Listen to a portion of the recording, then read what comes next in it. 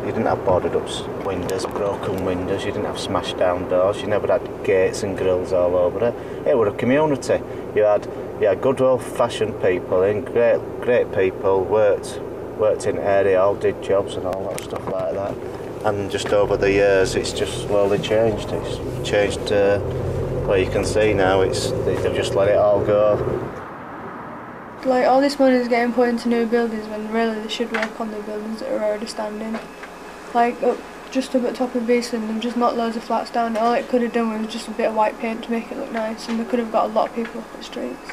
Originally, when we said, oh, we're going to build Urban Village, of thinking that some of the money and some of the professionalism, if you like, would kind of move over to our side of things. Yes, we thought that we probably would get a nice supermarket and a butcher's and things like that coming into the area, which at the moment we're still fighting to try and get. There should be like some buildings where if the children want to do like some art, there should be like art groups and writing groups, and there should be like some where like people can go to relax and just watch things.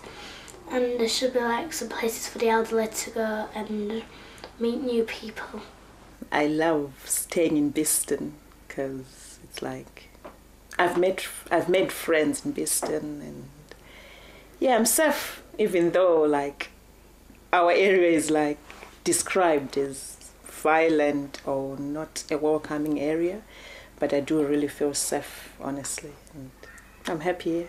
First, when I come in Holbeck and I see this area, it's not very good area.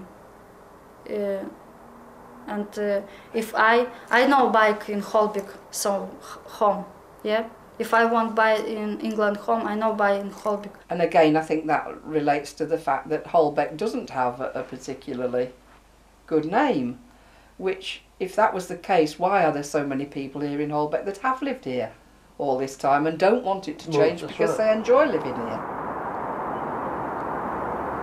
I don't really understand what they are doing. Like a couple of years ago when they had the big meeting in the church down there, right, the community centre, they said, you know, this is what's happening, but these are going to be knocked down, these aren't, and this is the plan. If we get the PFI, we're going to knock down the towers and la-di-da, but they didn't really say what they were going to do with it. And they closed Matthew Murray School, and they didn't really say what they were going to do with it. Yeah. I mean, when they closed Matthew Murray, this area changed overnight because it was one that was a load of school kids all bombing around, and it was kind of busy, and then the council doesn't really tell you what they want to do with it, and it doesn't really tell you what they want to do when they knock those down.